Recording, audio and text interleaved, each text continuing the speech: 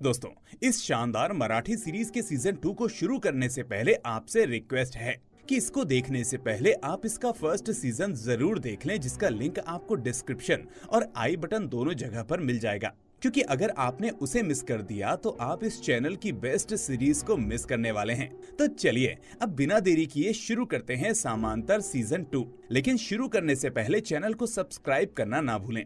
तो एपिसोड 1 की शुरुआत में हम 30 साल पहले चक्रपाणी को देखते हैं, जिसे अपने बेहतर काम और कंपनी का फायदा कराने की वजह से रीजनल मैनेजर की पोस्ट मिल चुकी थी और उसको साथ में कंपनी का बड़ा कॉटेज और एक गाड़ी भी मिली थी। और प्रेजेंट टाइम में ये चीज कुमार के साथ भी होती है। वो अपनी इसी खुशी को अपनी पत्नी रीना से जाहिर करता है और रीना भी ये सुनकर बहुत खुश हो जाती है। और कुमार फिर अपनी फैमिली को कंपनी की गाड़ी से अपने नए कॉटेज में लेकर जाता है, जिसको देखकर रीना, कुमार और उसका बेटा संजू तीनों बहुत खुश होते हैं। पास्ट में फिर हम चक्रपाणी को देखते हैं, जो पैसों के लिए ऐसे टेंडर पर साइन करता है जिसको उसको आगे बहुत दिक्कत होने वाली थी। इधर कुमार जब अपने ऑफिस जाता है तो उसके सारे जूनियर्स और सीनियर्स उसे उसकी प्रमोशन के लिए बधाई देते हैं। कुमार से उम्र में बड़े उसके सीनियर्स जब उससे कहते हैं कि कुमार बधाई हो, तुम्हें ये पोस्ट बहुत ही जल्दी मिल गई, तो कुमार उन्हें थैंक्स कहने की जगह उनसे कहता है कि अब से आप मुझे सर बोलेंगे। इससे हमें पता चलता है कि कुमार में घमंड नाम का कीड़ा जन्म ले चुका था, जो शायद उसे आगे जाकर बहुत दर्द देने वाला था। कुमार फिर अपने कैबिन में जाता है तो उसे वहाँ कंपनी के बॉस के साथ एक आदमी और बैठा हुआ मिलता है और इसका नाम होता है प्रताप पावस्कर। प्रताप कहता है कि मुझे कल रात को ही पता चल गया था कि तुम इस पोस्ट को संभालने वाले हो, इसीलिए मैं आज तुमसे मिलने आया हूँ। और ऐसा कहकर वो कुमार की तरफ हाथ बढ़ाता है, पर कुमार उससे हाथ नहीं मिलाता। फिर ऑफिस का प्यून 2 लिफाफे लाकर कुमार की टेबल पर रख देता है, जिसमें पैसे होते हैं। उन पैसों को देखकर प्रताप कुमार से कहता है कि इस सीट पर जो भी बैठा है उसने मेरे इस तोहफे को बड़े प्यार से कबूल किया है और मैं उम्मीद करता हूँ कि तुम भी ऐसा ही करोगे। पर कुमार इस बात को सुनने के बाद थोड़ा सीरियस मोड में आकर प्रताप से कहता है कि मुझे आपका यह तोहफा मंजूर नहीं है और मुझे इस समय काम है, मैं आपसे बाद में मिलूंगा। पर प्रताप कुमार से कहता है कि जोश में आकर तुम अपना नुकसान क्यों कर रहे हो। इस बात पर कुमार प्रताप से कहता है कि इलीगल लैंड मैपिंग करना, एग्रीकल्चर लैंड में प्राइवेट काम करना और सरकारी टेंडर्स में हेराफेरी करना, यही आपके काले धंधे हैं। इसलिए आप मुझे खरीदना चाहते हैं, पर मैं ऐसा नहीं होने दूंगा। ये सुनकर प्रताप वहाँ से बाहर चला जाता है। जब कुमार बाहर खड़े होकर सिगरेट पी रहा होता है तो प्रताप वहाँ आता है और अपनी सिगरेट जलाकर कुमार से कहता है कि रात को हम दोनों मेरे घर पर मिलते हैं और वहाँ बात करते हैं। पर कुमार प्रताप से कहता है कि बात मेरे ऑफिस में ही होगी। ये सुनकर प्रताप गुस्से में अपनी बीवी को डांटता है, जो उसके कहने के बावजूद भी गाड़ी से बाहर आ गई थी, और वो उसको बहुत ही गंदे तरीके से गाड़ी में बैठाकर वहाँ से निकल जाता है। उसी दरमियान कंपनी के बॉस कुमार के पास आते हैं और कहते हैं कि प्रताप कोल्हापुर की सबसे बड़ी हस्तियों में से एक है और हमारी कंपनी भी इन्हीं के बलबूते पर चल रही है और प्रताप की पॉलिटिकल पावर भी बहुत अच्छी है, इसलिए तुम्हें ये फैसला सोच समझकर करना चाहिए। पर कुमार अपने बॉस से कहता है कि मुझे इस आदमी के साथ कोई डील नहीं करनी। हम फिर शरद को देखते हैं, जो फोन पर कुमार का हालचाल ले रहा होता है। वो कुमार से कहता है कि तुमने गाड़ी ले ली और मुझे बताया भी नहीं। पर कुमार उससे कहता है कि यार मुझे टाइम ही नहीं मिला और वो कार कंपनी ने दे दी है। फिर कुमार शरद से कहता है कि कल तक तो मुझे पता ही नहीं था कि मेरे साथ क्या होने वाला है, पर अब सब जैसे ठीक है। और फिर शरद कुमार से कहता है कि ये सब बाबा जी के कारण हुआ है और वो कुमार से ये भी कहता है कि अब तू बड़ा आदमी हो गया है, मुझे भूल मत जाना। कुमार इस बात को सुनकर कहता है कि बाबा जी ने कुछ नहीं किया और मैं तुझे कभी नहीं भूल सकता, तूने ही तो मेरी लाइफ चेंज की है। और ऐसा कहकर वो फोन रख देता है। रात को जब कुमार और रीना घर के बाहर सीढ़ियों पर बैठे होते हैं तो कुमार रीना से कहता है कि मैंने उस छोटे से मकान से अपनी जर्नी शुरू की और मैं आज यहाँ तक आया हूँ, मेरे लिए आज का दिन बहुत खास है। फिर सीन पास्ट में जाता है और हम चक्रपाणी को देखते हैं, जो अपनी पत्नी लक्ष्मी से कहता है कि मेरे मन में एक बात आई है। इस बात को सुनकर लक्ष्मी कहती है कि आपके मन में जब भी कोई बात आती है तो मुझे डर लगता है कि आप अब कौन सा खर्चा करने वाले हैं। पर चक्रपाणी कहता है कि अब हम यहीं कोल्हापुर में अपना घर खरीदेंगे। प्रेजेंट में यही बात कुमार रीना से कहता है, जिसको सुनकर रीना हंसने लगती है। पर कुमार उससे कहता है कि मैं आज नहीं तो कल अपना घर खरीदूंगा। फिर कुमार रीना से कहता है कि मेरे साथ पिछले कुछ दिनों एक घटना घटी थी, मुझे एक भविष्यवाणी मिली थी। कुमार इससे आगे कुछ बोल पाता इससे पहले संजू जाग जाता है, जिसको वापस से सुलाने के लिए रीना उसके रूम में चली जाती है। और तभी कुमार को चक्रपाणी की कही बात याद आने लगती है कि इस राज को किसी को मत बताना, नहीं तो अंजाम अच्छा नहीं होगा। रीना फिर वापस आती है और वो कुमार से कहती है कि तुम किसी भविष्यवाणी की बात कर रहे थे, पर कुमार कुछ कहने की जगह उसे हक कर लेता है और वो दोनों अपने रूम में चले जाते हैं। रात को जब रीना सो रही होती है तो कुमार चुपके से जाता है और डायरी में से अपने कल के भविष्य को पढ़ने लगता है, जिसमें लिखा होता है कि तुम्हारी लाइफ में अब कोई लड़की आएगी, जिसको सुनकर कुमार शॉक्ड हो जाता है। कहानी फिर पास्ट में जाती है और हम चक्रपाणी को देखते हैं, जो कोल्हापुर के माउंटेन्स की अपने कैमरे में फोटो ले रहा होता है। तभी उसे अपने पास एक लड़की आती हुई दिखाई देती है, जिसकी चक्रपाणी कार के पीछे से फोटो खींचने लगता है। और इसी के साथ एपिसोड 1 यहीं पर खत्म हो जाता है। एपिसोड 2 की शुरुआत में हम चक्रपाणी के साथ उसी लड़की को देखते हैं, जो चक्रपाणी से कहती है कि मेरी चप्पल टूट गई है, तो क्या आप मुझे स्टैंड तक छोड़ देंगे? और चक्रपाणी भी उस लड़की की मदद करने के लिए तैयार हो जाता है। कहानी फिर पास्ट में आती है और हम रीना को देखते हैं, जो अपनी गाड़ी की फोटो खींचकर अपने पापा को भेजती है और उनसे कहती है कि कुमार का प्रमोशन हुआ है, रीजनल मैनेजर की पोस्ट मिली है। रीना के पापा उससे कहते हैं कि मुझे लगा ये उसने अपने दम पर खरीदी है, पर रीना अपने पापा से कहती है कि कुमार की सैलरी इतनी है कि वो 2 महीने के अंदर गाड़ी खरीद सकता है। इस बात को सुनकर रीना के पापा उससे कहते हैं कि तुम्हें क्या लगता है उसकी तरक्की देखकर मुझे जलन होगी? ऐसा नहीं है, पर हर चीज की अपनी रफ्तार होती है और उस चीज की रफ्तार के नियम टूटने पर इंसान को हमेशा नुकसान होता है। पर रीना अपने पापा से कहती है कि आप पता नहीं क्यों कुमार से चिढ़ते हैं, और ऐसा कहकर वो फोन काट देती है। फिर रीना कुमार को बताती है कि उसने कल रात को एक सपना देखा था कि तुम एक लड़की के साथ हो। रीना कुमार का हाथ अपने सर पर रखकर उससे कसम लेती है कि मुझसे वादा करो कि तुम कुछ भी ऐसा नहीं करोगे। लड़की वाली बात सुनकर कुमार हैरान हो जाता है और ब्रेकफास्ट छोड़कर ऑफिस के लिए निकल जाता है। फिर कहानी पास्ट में जाती है और हम चक्रपाणी को देखते हैं, जो उस लड़की को स्टैंड तक छोड़ने के लिए अपनी कार में उसको बैठाता है और रास्ते में चलते चलते वो अपना बैक मिरर उस लड़की की ओर घुमा देता है, जिसको देखकर लड़की कहती है कि मेरी माँ अक्सर कहती है कि मर्दों की नजर मक्खन पर रखी चाकू की तरह होती है, कभी भी फिसल जाती है। ये सुनकर चक्रपाणी शीशे को ठीक करता है और फिर वो लड़की उसको चाय पीने के लिए कहती है। पहले तो चक्रपाणी मना करता है, पर लड़की के बार बार कहने पर वो मान जाता है। वो दोनों चाय पी रहे होते हैं तो वो लड़की कहती है कि आप फोटोग्राफर हैं क्या? चक्रपाणी कहता है कि नहीं, ये मेरी हॉबी है, और ऐसा कहकर वो उस लड़की को प्यार भरी नजरों से देखने लगता है। इस चीज को नोटिस करने के बाद वो लड़की चक्रपाणी से कहती है कि आंखों से फोटो मत खींचिए, कैमरे से भी खींचिए ताकि हम भी देख सकें। चक्रपाणी भी उस लड़की की फोटो खींचने लगता है। प्रेजेंट में कुमार रीना की कही हुई बात को सोचते हुए अपने ऑफिस पहुंचता है और वहां अपनी सारी फीमेल स्टाफ को देखकर अनकंफर्टेबल हो जाता है। जब वो अपने कैबिन के अंदर जा रहा होता है तो उसकी एक कलीग उसे एक लड़की से मिलवाती है, जो मजूमदार एंड सन्स की मालकिन मिस मजूमदार होती है। वो कुमार से कहती है कि मैं आपकी कंपनी की बहुत ही पुरानी क्लाइंट हूँ, मुझे आपसे कुछ बात करनी है, क्या हम अंदर बैठकर बात कर सकते हैं? पर कुमार कहता है कि आपको जो कहना है यही कहिए। ये सुनकर मिस मजूमदार को बुरा लगता है और वो कुमार से बात करना कंटिन्यू रखती है। वो उसको कुछ बातें समझाने लगती है, पर वो मिस मजूमदार की तरफ देखता भी नहीं और उनसे आंखें नहीं मिलाता। मिस मजूमदार इस बात को अपनी इंसल्ट समझकर ये कहते हुए वहाँ से निकल जाती है कि अब मैं तभी यहाँ आऊंगी जब आप मुझे यहाँ बुलाएंगे। ये चीज और कुमार का ऐसा बर्ताव देखकर उसकी कलीग कुमार से पूछती है कि सर आपकी तबीयत तो ठीक है ना?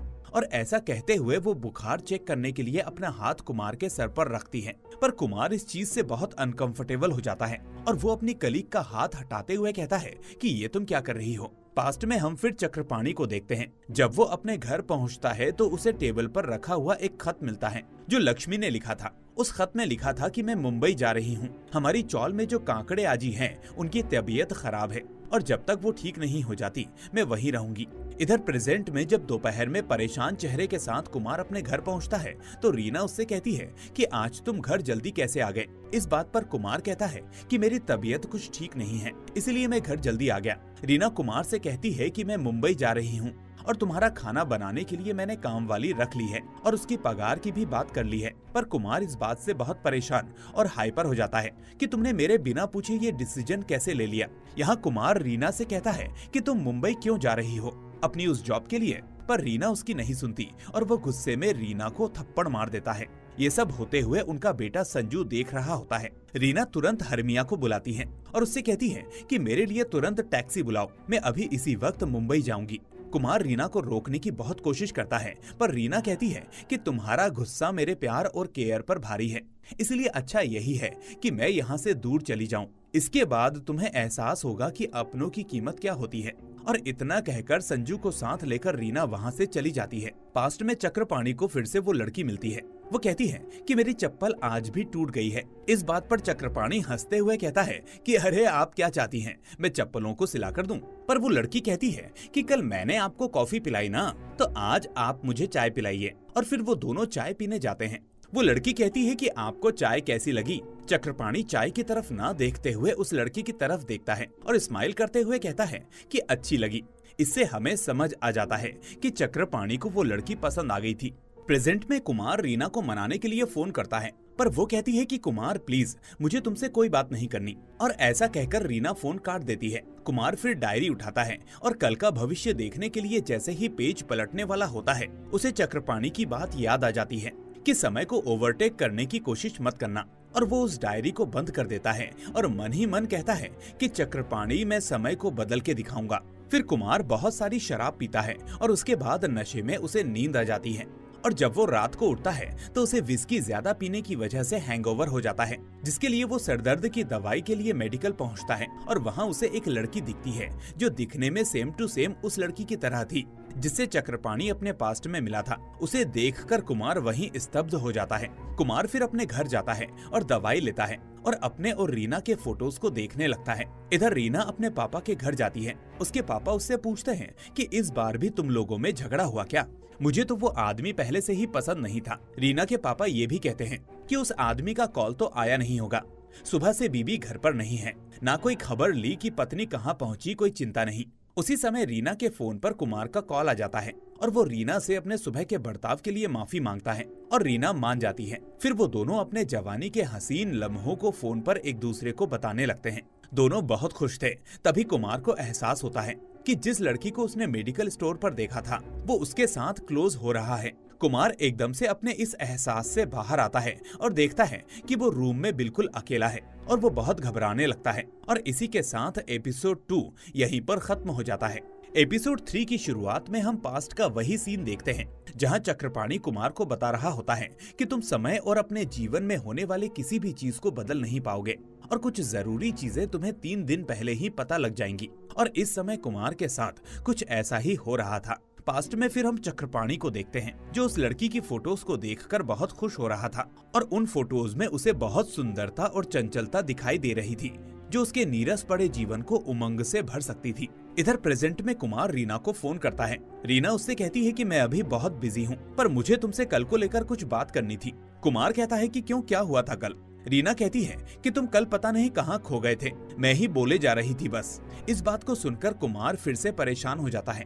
कुमार फिर उस डायरी को खोलता है जिसमें लिखा हुआ था कि जब बीवी घर पर नहीं होती तो सब औरतें सुंदर लगती हैं, पर हर औरत सुंदर कैसे हो सकती है। पास्ट में हम चक्रपाणी को देखते हैं जो उस लड़की से बात कर रहा होता है। वो लड़की चक्रपाणी की बातों में ज्यादा इंटरेस्टेड नहीं होती, उसे सिर्फ चक्रपाणी के पैसों से मतलब था। वो उससे पैसे मांगती है और ये कहकर फोन काट देती है कि उसका पति घर पर आ गया है। प्रेजेंट में कुमार जब ऑफिस पहुंचता है तो उसे अपनी सीट पर एक बैग मिलता है जिसमें बहुत सारे पैसे होते हैं। वो इस बैग को देखकर समझ जाता है कि ये बैग प्रताप ने ही भेजा है। वो अपने कलीग से जाकर पूछता है कि ये बैग किसने भेजा। वो कहता है कि ये बैग प्रताप सर की तरफ से आपके लिए एक गिफ्ट है। कुमार कहता है कि इस गिफ्ट का क्या करना है ये मैं खुद देख लूंगा, पर हमारी कंपनी के साथ प्रताप के जितने भी बिजनेस चल रहे हैं उसकी रिपोर्ट मुझे अगले 10 मिनट में मेरी टेबल पर चाहिए।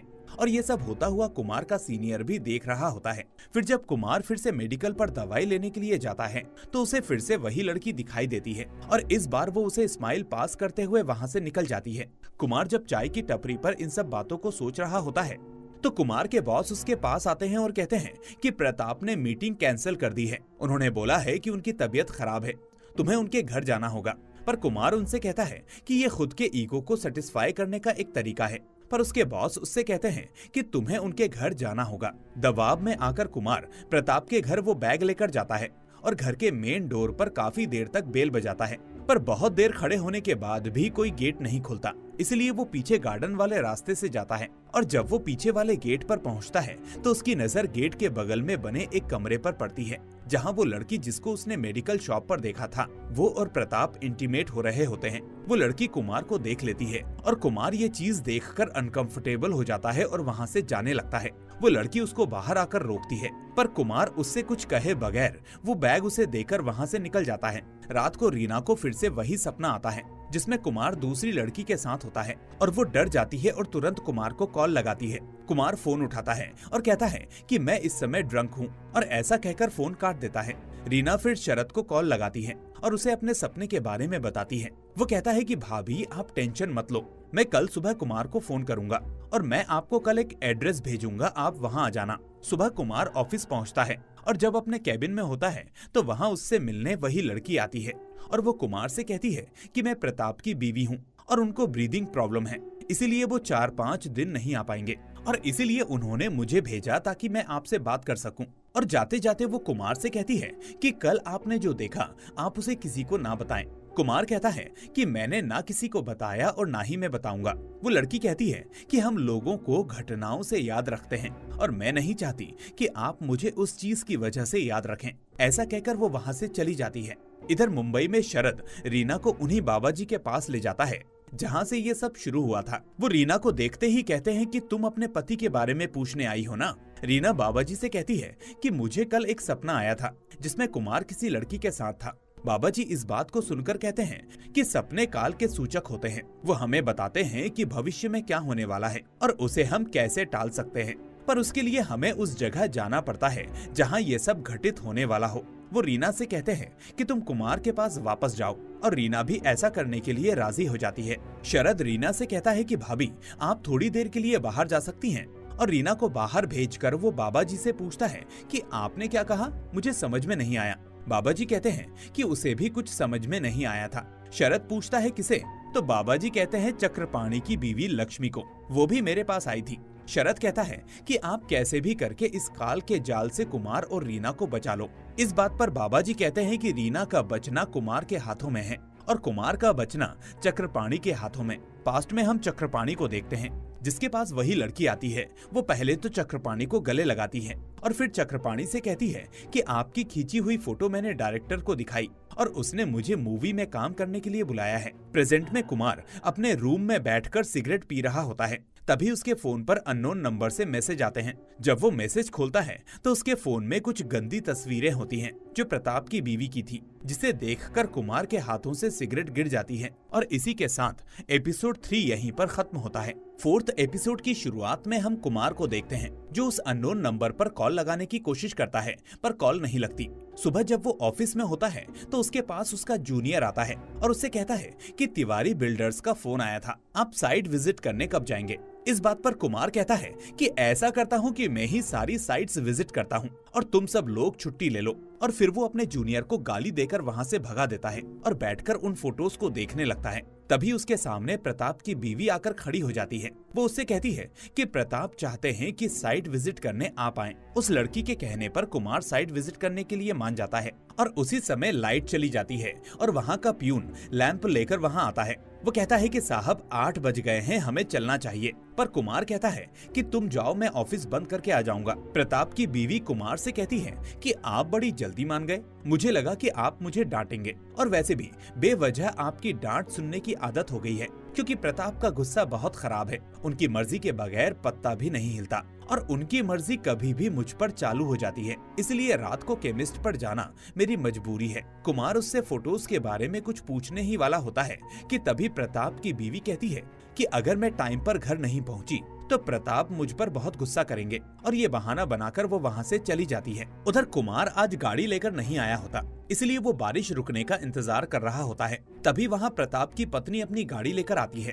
कुमार उससे कहता है कि आप अभी तक गई नहीं, पर वो कहती है कि मैंने आपकी गाड़ी यहाँ पर नहीं देखी, इसलिए सोचा कि रुकूं। और फिर वो कुमार को लिफ्ट देकर उसके घर तक उसे छोड़ने आती है। जब वो दोनों कुमार के घर पर पहुँचते हैं तो प्रताप की बीवी के पास प्रताप का कॉल आता है और वो अपनी बीवी से कहता है कि तुम फाइल देने गई थी या किसी के साथ रात बिताने गई थी, चुपचाप जल्दी से घर आ जाओ। ये सुनकर वो बहुत निराश हो जाती है। कुमार उससे कहता है कि अब आप यहाँ तक आ गई हैं तो कॉफी पीकर जाइएगा। तभी कुमार के पास रीना का कॉल आता है पर वो कॉल कट कर देता है। प्रताप की बीवी उससे पूछती है कि किसका कॉल था। कुमार बताता है कि मेरी बीवी का। ये सुनकर वो वहाँ से चली जाती है। अंदर जाकर कुमार रीना को कॉल करता है। वो उससे कहती है कि तुम अब तक कहाँ थे, किसी लड़की के साथ थे ना। इस बात पर कुमार गाली देकर उससे कहता है कि तुम्हें हर बार ऐसा क्यों लगता है कि मैं किसी लड़की के साथ था। रीना कहती है क्योंकि तुम्हारी हरकतें वैसी ही हैं। रीना फिर कुमार को कहती है कि मुझे तुरंत वीडियो कॉल करो, मैं तुम्हें देखना चाहती हूँ। कुमार ना चाहते हुए भी वीडियो कॉल करता है और उसी दरमियान प्रताप की पत्नी खिड़की से कुमार को देख रही होती है। कुमार कैमरे में ये सब देख लेता है और थोड़ा कॉन्शियस हो जाता है और रीना भी खिड़की के पीछे किसी को देख लेती है। वो कुमार से पूछती है कि पीछे कौन है, पर कुमार बात को टालकर कॉल कट कर देता है। फिर वो खिड़की से बाहर जाकर देखता है तो प्रताप की पत्नी उसके लिए पर्स छोड़ गई थी। पास्ट में चक्रपाणी उस लड़की को छोड़ने उसके घर तक आया होता है। वो उसको एक सोने की रिंग गिफ्ट करता है और जब वो लड़की कार से उतरकर अपने घर जाती है तो उस लड़की का पति ये सब देख लेता है। सुबह जब कुमार ऑफिस के लिए निकल रहा होता है तो उसके पास एक कॉल आता है। वो कॉल उठाता है तो कॉल पर प्रताप की पत्नी मीरा होती है। वो कुमार से कहती है कि आप ऑफिस के लिए निकले या नहीं। कुमार कहता है कि मैं अभी निकलने ही वाला हूँ, पर मीरा उससे कहती है कि मैं आपके गेट के बाहर हूँ, हम दोनों आज साथ में ऑफिस चलेंगे। पर कुमार मीरा के साथ जाने में हिचकिचा रहा होता है और कहता है कि मुझे और भी साइट विजिट करनी है, इसलिए मैं अपनी कार में आऊंगा। पर मीरा उससे कहती है कि आपके बॉस ने ही मुझे कहा है कि पहले आप प्रताप की साइट विजिट करें।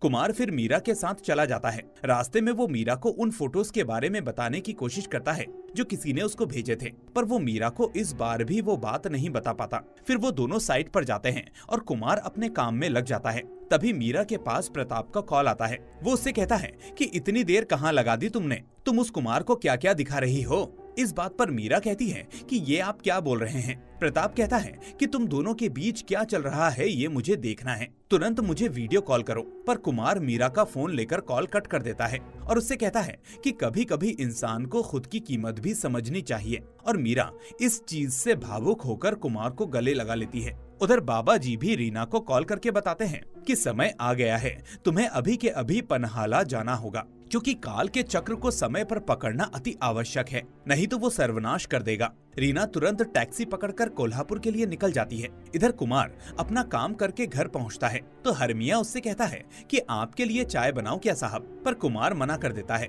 पास्ट में हम चक्रपाणी को देखते हैं जो अपने कल के भविष्य में लिखता है कि कल रात मतलब कुमार की आज रात हम दोनों एक साथ थे, क्योंकि हमारे बीच नजदीकियां बहुत बढ़ चुकी थी। कुमार जब इस चीज को पढ़ता है तो टेंशन में आ जाता है और इसी दरमियान उसके पास मीरा का कॉल आता है। वो उससे कहती है कि प्रताप की तबीयत खराब हो गई है, आप जल्दी से दवाई लेकर आइए। कुमार कहता है ठीक है और इसी के साथ एपिसोड 4 यहीं पर अंत होता है। एपिसोड 5 की शुरुआत में हम कुमार को देखते हैं जो जल्दी में अपनी गाड़ी निकालकर केमिस्ट पर जा रहा होता है। हरमिया उससे कहता है कि इतनी रात को आप कहाँ जा रहे हैं। कुमार कहता है कि मैं केमिस्ट पर जा रहा हूँ। हरमिया कहता है कि साहब मैं चला जाता हूँ, पर कुमार कहता है कि कोई जरूरत नहीं। इधर रीना की गाड़ी भी रास्ते में खराब हो जाती है। वो हरमिया को कॉल लगाती है और उससे कुमार के बारे में पूछती है। कुमार रीना से कहता है कि साहब अभी बाहर केमिस्ट तक गए हैं। रीना ये बात सुनकर टेंशन में आ जाती है और कुमार को फोन लगाने लगती है। कुमार केमिस्ट पर पहुंचता है और वो दवाई लेकर सीधा प्रताप के बंगले पर आ जाता है।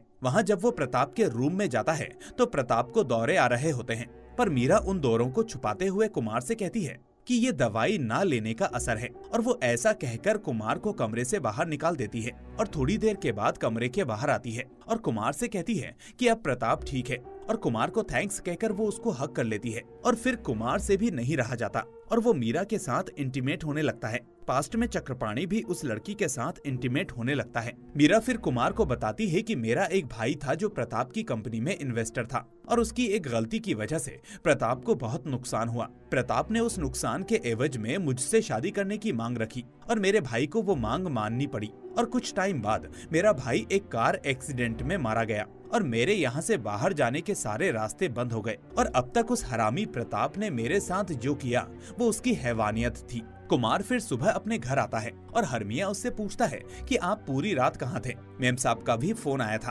कुमार उससे चाय बनाने को कहता है और सोफे पर बैठकर उन सब बातों के बारे में सोचने लगता है। तभी वहाँ रीना आ जाती है और वो कुमार के सामने आकर उसे एक जोर का थप्पड़ लगाती है और फिर उसके गले लग जाती है। वो उससे कहती है कि तुम मेरे कॉल्स का जवाब क्यों नहीं दे रहे थे।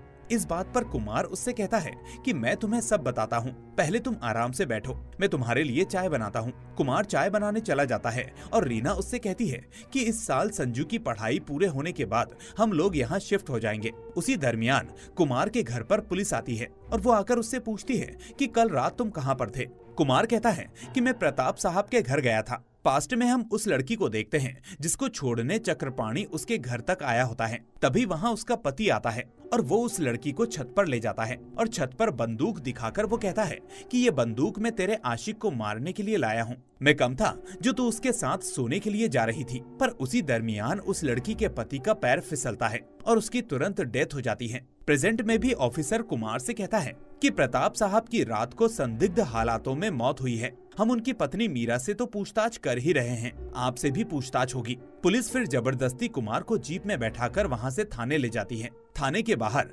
प्रताप के बहुत चाहने वाले खड़े थे जो उसकी मौत से दुखी थे। इसी चक्कर में वो कुमार को मारने लगते हैं, पर पुलिस उसे स्टेशन के अंदर ले जाती है। अंदर जाकर कुमार ऑफिसर से कहता है कि मैंने प्रताप को नहीं मारा, मैं क्यों उसे मारूंगा। पर वो ऑफिसर कुमार को गाली देकर कहता है कि सब अपराधी क्राइम करने के बाद यही कहते हैं और फिर वो उसे जेल में डाल देते हैं। इधर रीना और हरमिया भी स्टेशन पहुंच जाते हैं और स्टेशन इंचार्ज मीडिया को अपने दिए हुए इंटरव्यू में कहते हैं कि प्रताप पावस्कर की मौत कल रात को 2 से 2:30 बजे के बीच में संदिग्ध हालातों में हुई और हमने 2 व्यक्तियों मीरा पावस्कर और कुमार महाजन को शक के घेरे में होने की वजह से पुलिस कस्टडी में रखा हुआ है। बाकी खबर आपको पोस्टमार्टम रिपोर्ट्स आने के बाद ही दी जाएंगी। जब ये खबर रीना के पापा टीवी पर सुनते हैं तो वो रीना को फोन करते हैं और कहते हैं कि बेटा ये सब क्या है। रीना कहती है कि मुझे कुछ समझ में नहीं आ रहा पापा, पर कुमार निर्दोष है। रीना के पापा उससे कहते हैं कि तुम यहाँ मुंबई आ जाओ, ये हाई प्रोफाइल केस है, हमें इन चक्करों में नहीं पढ़ना बेटा। ये सुनकर रीना उन पर गुस्सा हो जाती है और कहती है कि वो मेरा पति है और ऐसा कहकर रीना फोन काट देती है। उधर पुलिस वाले मीरा का बयान लेने जाते हैं और उधर कुमार जेल के अंदर सोच रहा होता है कि उसने ये सब क्यों किया। और इसी के साथ एपिसोड 5 यहीं पर खत्म होता है। एपिसोड 6 की शुरुआत में हम पास्ट में चक्रपाणी को देखते हैं जिसको भी पुलिस ने पकड़ लिया होता है। इधर प्रेजेंट में हम कुमार को देखते हैं जो जेल में बंद होता है। वहाँ इंस्पेक्टर उससे पूछताछ करने आता है। वो कुमार से कहता है कि प्रताप पावस्कर यहाँ का बहुत बड़ा आदमी था और किसी बड़े आदमी की मौत के पीछे 2 कारण होते हैं, पहला पैसा और दूसरा लड़की। ये बात सुनकर कुमार थोड़ा घबरा जाता है। इस चीज को नोटिस करते हुए वो इंस्पेक्टर कुमार से कहता है कि तुम्हारे चेहरे से मुझे आधा सच तो पता चल गया है। कुमार उस इंस्पेक्टर से कहता है कि मैं वहाँ प्रताप की दवाई लेकर पहुँचा था जो प्रताप की बीवी मीरा पावस्कर ने मुझे लाने के लिए बोला था। वो इंस्पेक्टर कुमार से पूछता है कि दवाई की स्लिप है तुम्हारे पास। कुमार कहता है कि नहीं। वो इंस्पेक्टर फिर कुमार से कहता है कि तुम्हें उस मेडिकल का नाम तो पता है, पर कुमार उस मेडिकल का नाम भी टेंशन में भूल जाता है। वो इंस्पेक्टर फिर कुमार से कहता है कि तुम्हारा वकील कौन है। कुमार कहता है कि अभी तक मैंने वकील नहीं किया है। इस बात पर इंस्पेक्टर कुमार पर गुस्सा होकर उसे गाली देते हुए कहता है कि अगर पावस्कर साहब की मौत में तुम्हारा हाथ हुआ तो मेरा डंडा होगा और तुम्हारी तशरीफ। इधर मीरा पुलिस को ये बयान देती है कि दवाई के ओवरडोज की वजह से प्रताप की मौत हुई है, क्योंकि कुमार 250 mg की जगह 750 mg की दवाई लेकर आया था और ये सब गलती उसी की है। पुलिस मीरा को आश्वासन देती है कि अगर आपके साथ गलत हुआ है तो आपको न्याय मिलेगा। इधर रीना शरद को फोन करके सारी बात बताती है और कहती है कि आप उन बाबा जी के पास जाइए और उनसे पूछिए कि अब आगे क्या होगा। शरद फिर तुरंत बाबा जी के पास पहुंचता है और उनसे कहता है कि अब आगे क्या होगा। बाबा जी फिर शरद से कहते हैं कि अगर कुमार को काल के चंगुल से छूटना है तो कुछ परिणामों को स्वीकार करना पड़ेगा। शरद इस बात को सुनकर बाबा जी से कहता है कि अब कुमार को कोई खतरा तो नहीं है ना। पर बाबा जी उससे कहते हैं कि काल को आगे छोड़ने वाला हर व्यक्ति खतरे की गिरफ्त में होता है। जब इंसान काल की बात ना मानते हुए खुद की बात सोचने और सुनने लगता है तब ऐसा ही होता है। फिर हम चक्रपाणी को देखते हैं जो कुमार से मिलने उस जेल में आता है। कुमार उससे पूछता है कि मैं जेल से बाहर निकलूंगा या नहीं। चक्रपाणी मुस्कुराते हुए कहता है कि काल के आगे जाने का कोई फायदा नहीं, सबको सब समय के हिसाब से ही पता चलता है। ये बात सुनकर कुमार गुस्से में आकर चक्रपाणी को बोलता है कि भाड़ में गया ऐसा नियम, मैं जेल में रहकर डायरी कैसे पढ़ूंगा। इस बात पर चक्रपाणी बोलता है कि छूट जाओगे तो खुद पढ़ लोगे। इधर कुमार को सरकार द्वारा एक वकील अलॉट किया जाता है पास्ट में हम चक्रपाणी को देखते हैं जो कटघरे में खड़े हुए थे और सामने से शेखर पवार का वकील बोल रहा था। ये वही शेखर पवार है जो उस लड़की वसुंधरा पवार का पति था और वो वकील जज साहब से यही कह रहा था कि शेखर पवार का खून उनकी पत्नी वसुंधरा पवार और वासुदेव चक्रपाणी ने एक साथ मिलकर किया है। प्रेजेंट में ये सब कुमार के साथ भी हो रहा था। उसे भी प्रताप पावस्कर के खून के इल्जाम में अदालत के सामने पेश होना पड़ रहा था। प्रताप का वकील जज साहब को प्रताप की पोस्टमार्टम रिपोर्ट देते हुए कहता है कि प्रताप पावस्कर की मौत दवाई के ओवरडोज की वजह से हुई है। ये वही दवाई है जिसको कुमार महाजन प्रताप की बीवी मीरा पावस्कर के कहने पर रात के 11 बजे लेकर उनके घर पहुंचा था। वकील साहब फिर कुमार से कहते हैं कि आपने वहां जाकर क्या किया। कुमार वकील से कहता है कि मैं वहां गया और दवाई देकर वापस आ गया। पर वकील जज साहब से कहते हैं कि कुमार महाजन प्रताप पावस्कर की कोठी पर रात को 11:30 बजे पहुंचे और वहां से सुबह निकले और पोस्टमार्टम रिपोर्ट में मौत का समय 1:30 है। तो मिस्टर कुमार महाजन इतनी देर वहां क्या कर रहे थे। वकील साहब फिर कुमार से कहते हैं कि आप वहां पर गलत दवाई लेकर पहुंचे थे। पर कुमार कहता है कि मुझे जो दवाई बताई गई थी मैं वहां वही लेकर पहुंचा था। वकील साहब फिर उस लड़के को कटघरे में बुलाते हैं जिसने कुमार को दवाई दी थी। वो लड़का आकर ये कबूल करता है कि उस रात कुमार महाजन उससे लेट्रोमैक्स 750 mg दवाई लेकर गए थे। वकील साहब उस लड़के से पूछते हैं कि मिस मीरा पावस्कर आपसे हर बार कौन सी दवाई लेकर जाती थी। वो लड़का कहता है कि लेट्रोमैक्स 250 mg।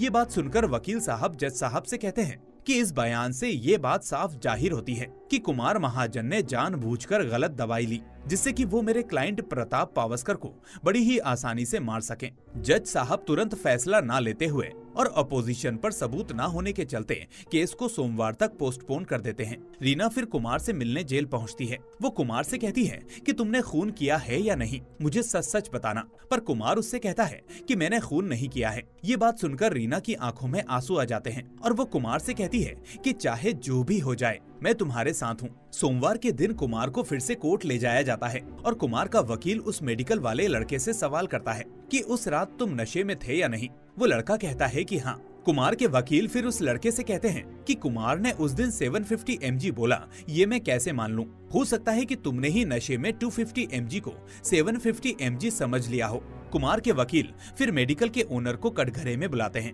वो उनसे पूछते हैं कि क्या इस लड़के से पहले भी ऐसी गलती हो चुकी है। दुकान के ओनर कहते हैं कि हाँ, पहले भी इस लड़के ने मिस मीरा पावस्कर को 250 mg की जगह 750 mg की गोली दे दी थी। मैंने इसको समझाया भी था कि इस वजह से किसी की जान भी जा सकती है। और जब अगली सुबह मुझे पता चला कि इसके गलत दवाई देने की वजह से प्रताप साहब की मौत हुई है तो मैंने तुरंत इसे काम से निकाल दिया। कुमार के वकील जज साहब से कहते हैं कि अब मैं अपनी दूसरी और सबसे महत्वपूर्ण गवाह मिस मीरा पावस्कर को कटघरे में बुलाना चाहूंगा। जज साहब भी इसकी परमिशन दे देते हैं। मीरा पावस्कर कटघरे में आती है और कुमार के वकील उनसे सवाल पूछते हैं कि जब प्रताप पावस्कर की तबीयत बिगड़ी तो आपने दवाई लाने के लिए कुमार महाजन को ही क्यों चुना। इस सवाल पर मीरा कहती है कि उस समय प्रताप की तबीयत बहुत बिगड़ गई थी, इसलिए मेरे मन में जो नाम आया मैंने उसे मतलब कुमार महाजन को फोन कर दिया और वो भी दवाई लाने के लिए तैयार हो गए। कुमार के वकील फिर मीरा से पूछते हैं कि जब प्रताप पावस्कर की मृत्यु हुई तब आप उसके साथ थी। मीरा कहती है कि नहीं, उस समय मैं उनके साथ नहीं थी। प्रताप के वकील मीरा से पूछते हैं कि उस समय आप कहाँ थी। ये जानना इस केस के लिए बहुत जरूरी है। पहले तो मीरा नहीं बताती, पर दबाव पढ़ने के बाद वो कहती है कि मैं और कुमार मेरे ट्री हाउस में एक साथ इंटीमेट हो रहे थे। ये बात सुनकर कोर्ट रूम में बैठी रीना कुमार को देखती है और कुमार भी शर्म भरी निगाहों से उसे देख रहा होता है और वो इस सोच में होता है कि अब आगे क्या होगा। और इसी सोच के साथ एपिसोड 6 यहीं पर खत्म होता है। एपिसोड 7 की शुरुआत में हम जज साहब को देखते हैं जो कुमार से पूछते हैं कि अभी जो मिस मीरा पावस्कर ने बोला क्या आप उस चीज से सहमत हैं। और कुमार को भी अपनी जान बचाने के लिए वो बात एक्सेप्ट करनी पड़ती है। कुमार का मीरा के साथ एक्स्ट्रा मैरिटल अफेयर है। इस बात को सुनकर रीना कोर्ट रूम से बाहर चली जाती है। कुमार का वकील फिर जज साहब से कहता है कि जब मिस्टर प्रताप पावस्कर की मौत हुई तो कुमार महाजन उनके आसपास थे भी नहीं। सबूतों के ना होने की वजह से जज साहब को भी फैसला कुमार के पक्ष में देना पड़ता है और जज फैसला देते समय सब लोगों के सामने ये कहते हैं कि ऐसे ही कुछ सालों पहले वासुदेव चक्रपाणी के केस में भी हुआ था। सबूतों के ना होने की वजह से अदालत को उन्हें बाइज्जत बरी करना पड़ा उस दवाई वाले लड़के को दोषी मानते हुए उसे सजा सुनाकर कुमार महाजन को बरी कर दिया जाता है। कुमार फिर सीधा जाकर रीना से मिलता है, पर रीना इस बात से नाराज थी कि कुमार ने उससे इतना बड़ा सच छुपाया और वो कुमार को छोड़कर वहाँ से चली जाती है, जिससे दुखी होकर कुमार सीधा मीरा के पास पहुँचता है। मीरा उससे कहती है कि मैं तुमसे प्यार करती हूँ, मुझे नहीं पता था कि ये बात मुझे तुम्हें अदालत के बाहर ऐसे बतानी पड़ेगी। पर कुमार उस पर चिल्लाते हुए कहता है कि तुम्हारी वजह से मेरे साथ ये सब हुआ है और मेरी बीवी भी मुझे छोड़कर भाग गई है। पर मीरा कहती है कि मैं तुमसे बहुत प्यार करती हूँ और अब तुम बिल्कुल शून्य पर हो। अगर तुम्हें दोबारा से सब कुछ चाहिए तो मुझसे शादी करने के अलावा तुम्हारे पास कोई दूसरा ऑप्शन नहीं है। और ऐसा कहकर वो कुमार के गाल पर एक किस कर देती है। ये सब दूर से शरद और रीना देख रहे होते हैं। इस चीज को देखकर रीना का गुस्सा और भी बढ़ जाता है। कुमार फिर सीधा अपने कॉटेज पहुंचता है, जहां हरमिया ने उसका सामान पहले से ही बाहर निकाल कर रखा हुआ था। और हरमिया कुमार को एक लेटर देता है जिसमें लिखा होता है कि कंपनी ने अपनी छवि बचाने के लिए कुमार महाजन को कंपनी से निकाल दिया है। ये देखकर कुमार और डिप्रेस्ड हो जाता है। वो अपने सामान में उन डायरीज को भी ढूंढता है, पर वो उसे नहीं मिलती। इसलिए वो हरमिया से रिक्वेस्ट करता है और उन डायरीज को वहाँ से ले लेता है। पास्ट में हम चक्रपाणी को देखते हैं, जिसके साथ भी यही सब हुआ था। उसे भी घर खाली करना पड़ा और समाज में उसकी इज्जत जो उसने बनाई थी वो सब नेस्तनाबूद हो चुकी थी। प्रेजेंट में कुमार अपना सामान लेकर रेलवे स्टेशन पहुंचता है और वहां एक सीट पर जाकर बैठ जाता है और उसी के बगल में एक औरत बैठी थी जो अपने पति से झगड़ा कर रही थी। उधर शरद रीना को समझाता है कि उसे कुमार से एक बार बात करनी चाहिए और वो हिम्मत करके कुमार को फोन करती है। कुमार फोन तो उठाता है, पर उसके साइड में बैठी लेडी अपने पति पर बहुत गुस्सा हो रही थी। इससे फ्रस्ट्रेट होकर वो उस औरत से कहता है कि और कितने सवाल करोगी, अगर एक सवाल और पूछा तो गला दबा दूंगा तुम्हारा। जब ये सारे शब्द रीना के कानों में पड़ते हैं तो वो समझ लेती है कि कुमार ने ये सब उसके लिए बोला है, इसलिए वो फोन काट देती है। और उसी समय कुमार के फोन में बैटरी न होने की वजह से फोन स्विच ऑफ हो जाता है। रीना फिर दुखी होकर सीधे अपने पापा के घर पहुंचती है और रोने लगती है। वो कुमार को बहुत फोन करती है, पर कुमार का कॉल नहीं लगता। इधर कुमार भी सीधा चक्रपाणी के घर कोल्हापुर पहुंचता है और रात को जब वो वहां पहुंचता है तो वो थकान के मारे वहीं पर सो जाता है। और सुबह जब वो उठता है तो चक्रपाणी को अपने सामने कुर्सी पर बैठा हुआ पाता है। चक्रपाणी कुमार से कहता है कि गलती को हमेशा जड़ से सुधारना चाहिए। तुमने उस डायरी में ये तो देखा कि मैं रिश्वत लेने की वजह से पकड़ा जाऊंगा, इसलिए तुमने प्रताप पावस्कर से रिश्वत नहीं ली। पर तुमने ये गौर नहीं किया कि औरत के चक्कर में ही सब कुछ खराब हो रहा था, पर तुमने वहाँ एहतियात नहीं बरती। चक्रपाणी फिर कुमार से कहते हैं कि इंसान का कर्म ही इंसान का भविष्य निर्धारित करता है, पर तुमने मेरी बात नहीं मानी और इन डायरीज के ऊपर डिपेंडेंट हो गए। कुमार फिर चक्रपाणी से कहता है कि ये लो तुम्हारी डायरीज, अब मैं अपना भविष्य खुद लिखूंगा। चक्रपाणी फिर उस डायरी में से लास्ट पन्ना फाड़कर कुमार को देते हुए कहता है कि अब तुम अपना भविष्य खुद लिखोगे, और कुमार भी उस पेज को लेकर वहाँ से चला जाता है। जब कुमार चक्रपाणी के घर से बाहर निकलता है तो कुमार के पास शरद का फोन आता है। वो कुमार को बताता है कि रीना ने आत्महत्या कर ली है। ये सुनकर कुमार के पैरों तले जमीन खिसक जाती है और इसी के साथ एपिसोड 7 यहीं पर खत्म हो जाता है। 8वें एपिसोड की शुरुआत में हम कुमार को देखते हैं जो रीना के घर पहुंचता है, पर रीना के पापा कुमार से कहते हैं कि ये कोई उम्र है रीना की अर्थी पर लेटने की, पर तुम्हारी वजह से ये सब हुआ है। कुमार फिर संजू से मिलने की इच्छा जताता है, पर रीना के पापा कुमार को संजू से मिलने नहीं देते और उसे मारकर वहाँ से भगा देते हैं। और अब शरद ने भी कुमार का साथ छोड़ दिया था और कुमार अब बहुत अकेला पड़ गया था। कुमार फिर उन बाबा जी के पास पहुँचता है और उनसे गुस्से में पूछता है कि जब आपको पता था कि रीना के वहाँ जाने के बाद उसके साथ क्या होगा, तो तुमने उसे वहाँ क्यों भेजा। वो बाबा जी उससे बोलते हैं कि भविष्य एक प्रश्न चिन्ह है और आदमी उसकी खोज में अपने वर्तमान को खराब कर लेता है। कुमार फिर गुस्से में गाली देते हुए बाबा जी से कहता है कि अब आगे क्या होगा। इस बात पर बाबा जी कुमार से कहते हैं कि मुझे नहीं पता, ये बात चक्रपाणी को पता है। फिर हम पास्ट में चक्रपाणी को देखते हैं, जिसके साथ भी पास्ट में वही सब हुआ था जो कुमार के साथ हो रहा था। इधर प्रेजेंट में कुमार उन बाबा जी से कहता है कि तुम्हारा ये भविष्य काल, समांतर और चक्रपाणी वाला एंगल, ये सब पागलपंती है, और अगर मैं इस काल से जीतने में कामयाब हो गया तो सबसे पहले चक्रपाणी और तुम्हें खत्म करूंगा। और ऐसा कहकर वो वहाँ से चला जाता है। फिर हम कुमार को देखते हैं जो दारू के नशे में धुत अपने कमरे में पड़ा हुआ था। जब उसकी नींद खुलती है तो उसे अपने सामने रीना दिखती है, जिसको देखकर वो कहता है कि तुम अभी जिंदा हो। इस बात पर रीना उससे कहती है कि मैं जिंदा हूँ, इसीलिए अभी तक तुम जिंदा हो। रीना कुमार को ये भी बताती है कि उस मीरा ने तुम्हें मारने की कोशिश की थी। उस रात उसने तुम्हें शराब पिलाई और तुम्हारी अश्लील फोटो भी खींची। वो तो मैं और हरमिया वहाँ टाइम पर पहुँचे और हमने पुलिस को इन्फॉर्म किया और तुम 4 दिन कोमा में थे और पता नहीं क्या क्या बड़बड़ा रहे थे। ये सारी बातें सुनने के बाद कुमार शॉक से बाहर आता है, पर ये सब सिर्फ कुमार की इमेजिनेशंस थी और इस सब से दुखी होकर वो बिल्डिंग की छत पर जाकर कूदने जाता है। वहाँ उसकी इमेजिनेशन वाली रीना आती है। वो उससे कहती है कि हम साथ हैं कुमार, शायद दूर रहकर प्यार करना ही हमारी किस्मत में हो। और रीना उससे कहती है कि वो संजू को कैसे भी वापस ले आए। ये बात सुनकर कुमार सुसाइड का प्लान ड्रॉप कर देता है। फिर वो एक नई कंपनी में जॉब के लिए जाता है जहाँ एक ड्राइवर की ही जॉब थी, पर कुमार इस बार ईगो में नहीं आता और उस जॉब को खुशी से स्वीकार करता है। कुमार का मैनेजर कुमार से पूछता है कि आपका बैकग्राउंड क्लियर तो है ना। इस बात को सुनकर कुमार झूठ बोलने की बजाय उनको सच बोलता है और सारी बात बता देता है और उसे वो जॉब मिल भी जाती है। अब कुमार अपना काम बड़ी ईमानदारी से करने लगता है और साथ साथ वो रीना के पापा को कन्विंस करने की कोशिश भी कर रहा था कि वो संजू की जिम्मेदारी उसे दे दे, पर वो अब भी कुमार से गुस्सा होने की वजह से संजू को कुमार को देने से मना कर देते हैं। कुमार इस चीज से परेशान होकर दारू पीते पीते एक सत्संग वाली जगह पर पहुंच जाता है जहां एक महापुरुष अतीत के बारे में ज्ञान दे रहे थे। उस ज्ञान को सुनकर कुमार उनके पास जाता है और कुमार को उनकी छवि में चक्रपाणी दिख रहा था। कुमार उन बाबा से कहता है कि अतीत और भविष्य जैसा कुछ नहीं होता, इंसान सिर्फ अपने वर्तमान से ही अपने जीवन को सुंदर बना सकता है। पर वो महापुरुष उसे ज्ञान देने लगता है। उस ज्ञान को सुनने के बाद वहाँ कुमार अपनी जेब से वो कागज निकालते हुए उस महापुरुष से कहता है कि ये रहा मेरा भविष्य। उसमें लिखा हुआ है कि अब मेरा एक्सीडेंट होने वाला है।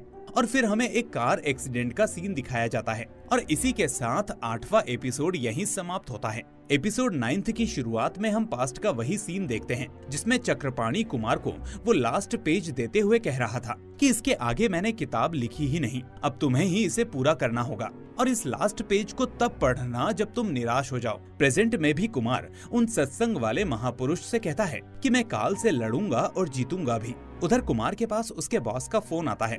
वो उससे कहता है कि तुम गाड़ी में किससे बातें करते हो। कुमार कहता है कि मैं अपनी बीवी रीना से बात करता हूँ, पर कुमार का बॉस उससे कहता है कि वो मर चुकी है और तुम कस्टमर्स के सामने ऐसी बातें करते हो, इस वजह से बहुत शिकायतें आ रही हैं और मैंने तुम्हें वार्न करने के लिए फोन किया है कि ऐसा दोबारा ना हो। कुमार को फिर से गाड़ी से एक आवाज आती है जिसमें उसकी इमेजिनेशन वाली रीना बैठी होती है। वो उससे कहती है कि शराब को छोड़ो और संजू को अपने पास लेकर आओ, उसे तुम्हारी जरूरत है। कुमार फिर सीधा शरद को फोन करता है और उससे कहता है कि मुझे तुम्हारी एक हेल्प चाहिए। कुमार फिर अगली सुबह शरद को साथ लेकर रीना के पापा के घर पहुंचता है, पर रीना के पापा अब भी कुमार से गुस्सा थे, इसीलिए वो कुमार को घर के अंदर भी नहीं आने देते और उससे कहते हैं कि संजू से अब तुम्हारा कोई रिश्ता नहीं है। उस रिश्ते को जोड़ने वाली रीना अब इस दुनिया में नहीं रही और वो कुमार को गेट के बाहर से ही रवाना कर देते हैं, जिससे कुमार को बहुत गुस्सा तो आता है पर वो कुछ कर नहीं पाता। फिर कुमार को सोसाइटी से बाहर जाता देख शरद रीना के पापा से मिलने जाता है और वो उनसे कहता है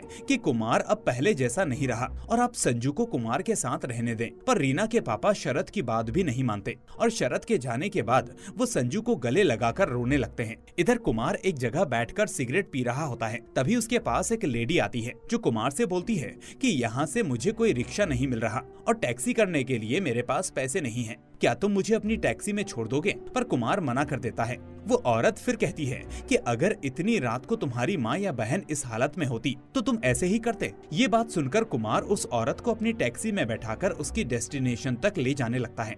वो औरत टैक्सी के अंदर बैठकर रो रही होती है। कुमार उससे पूछता है कि क्या हुआ, आप रो क्यों रही हैं? वो औरत कहती है कि मैं बहुत बीमार हूँ, मेरे पति ने उस चुड़ैल के चक्कर में आकर खुद को अर्श से फर्श पर लाकर रख दिया। उस चुड़ैल ने मेरे पति से अपने पति का खून करवाया। और ये सुनते ही कुमार को चक्रपाणी के केस का ख्याल आता है और वो जाते समय उस औरत से पूछता है कि आपका नाम क्या है? वो औरत कहती है कि संध्या चक्रपाणी। इसका मतलब ये औरत कोई और नहीं बल्कि वासुदेव चक्रपाणी की पत्नी संध्या चक्रपाणी है। कुमार के मन में फिर से बहुत सारे सवाल घूमने लगते हैं, जिनका जवाब लेने के लिए वो सीधा मीरा के घर पहुंचता है और उससे सारे सवालों का जवाब पूछने लगता है। वो मीरा से कहता है कि तुम्हारे आने से पहले सब कुछ पटरी पर था, मेरी लाइफ सही चल रही थी, पर जब से तुम मेरी लाइफ में आई हो, मेरी लाइफ बद से बदतर हो गई है। कुमार उससे कहता है कि तुमने उस दिन मुझे दवाई लाने के लिए क्यों भेजा। मीरा कहती है कि ये तो तुम बहुत आगे का सवाल पूछ रहे हो। पहले तुम ये पूछो कि मैंने तुम्हें उस दिन अपनी वो फोटोज क्यों भेजी, या फिर ये पूछो कि साइट पर विजिट करने के लिए मैं खुद तुम्हारे साथ क्यों आई, या फिर ये पूछो कि मैंने तुम्हें वो पैसों की बैग क्यों भेजी।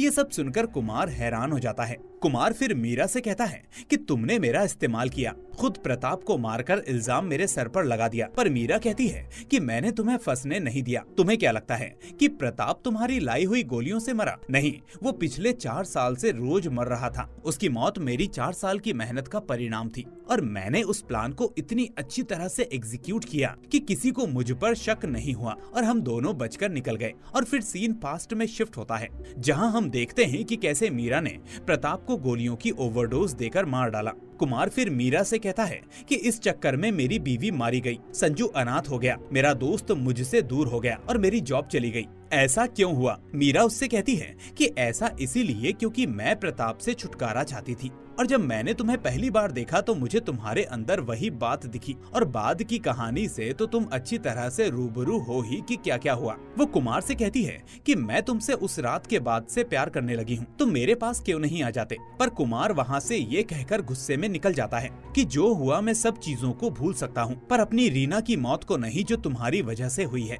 तुम्हारे जैसी बच्चलन औरत से रिश्ता रखना भी मेरे लिए शर्म की बात होगी। वहीं ड्राइव करते करते कुमार के पास शरद का फोन आता है। वो कुमार से कहता है कि रीना के पापा ने तुम्हें संजू से मिलने की इजाजत दे दी है। ये कहकर शरद बाबा जी के नारे लगाने लगता है, पर कुमार कहता है कि ये जो सब किया है वो मैंने किया है, इसमें तुम्हारे बाबा जी का कोई हाथ नहीं है। तब शरद बोलता है कि तू क्या खुद को भगवान से बड़ा मानता है? जो हो रहा है उन्हीं की मर्जी से हो रहा है। उसी दरमियान कुमार की गाड़ी दूसरी गाड़ी से टकराती है और उसका एक्सीडेंट हो जाता है, और ये वही सीन है जो हमने सीरीज की शुरुआत में देखा था, और इसी के साथ एपिसोड 9 का यहीं पर अंत होता है।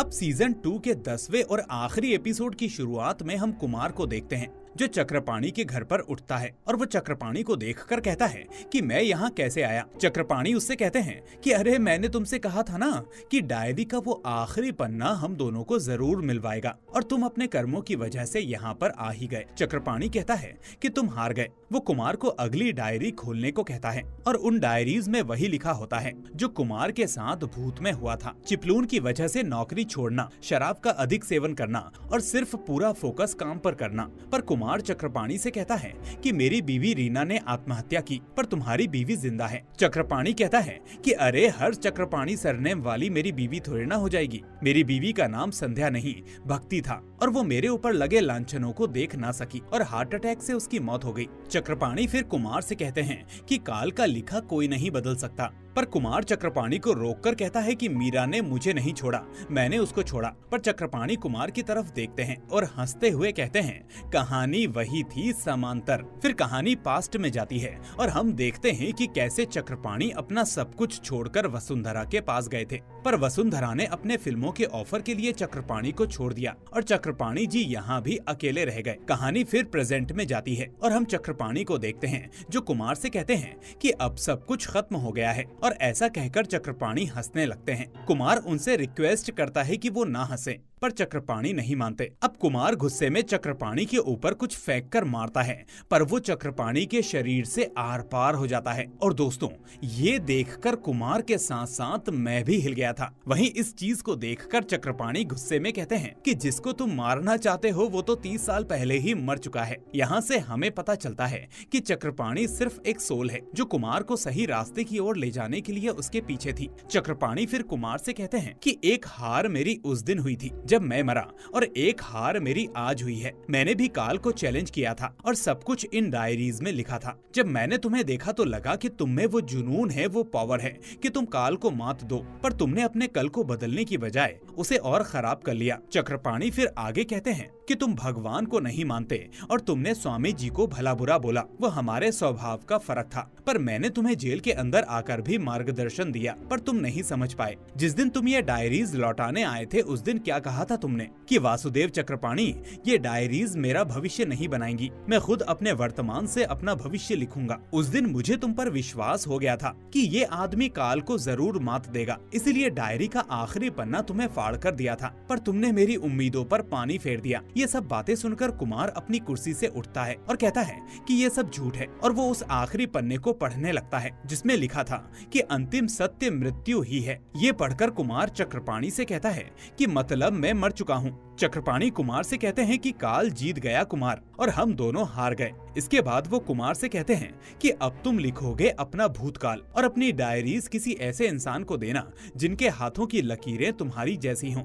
और ऐसा कहकर चक्रपाणी कुमार को उस कोठी के अंदर बंद कर देते हैं। और इधर रीना के पापा भी कुमार की फोटो को रीना की फोटो के बगल में लगाकर उस तस्वीर पर हार टांग देते हैं। फिर हमें कुछ दिनों बाद का सीन दिखाया जाता है जहां एक औरत उन्हीं बाबा जी के पास किसी का हाथ दिखाने गई होती है, जिसको देखकर वो बाबा जी कहते हैं कि ये तो हुबहू कुमार महाजन का हाथ है। फिर हम कुमार महाजन को देखते हैं जो उस कोठी के अंदर आराम से कुर्सी पर बैठकर उस आदमी का इंतजार कर रहा था जिसकी रेखाएं उसकी जैसी ही हों। और इसी के साथ समांतर सीजन 2 यहीं पर खत्म हो जाता है। तो दोस्तों सच में मुझे तो इस सीरीज का क्लाइमेक्स एकदम एक नंबर लगा। बाकी अगर आपको भी ये सीरीज पसंद आई हो तो इस वीडियो को लाइक करना बिल्कुल ना भूलें और चैनल को सब्सक्राइब जरूर कर लें ताकि हमारी मुलाकात हर बार ऐसे ही होती रहे। तो चलिए फिर मिलेंगे एक और ऐसी ही शानदार सीरीज के साथ। Till then take care and thanks for watching.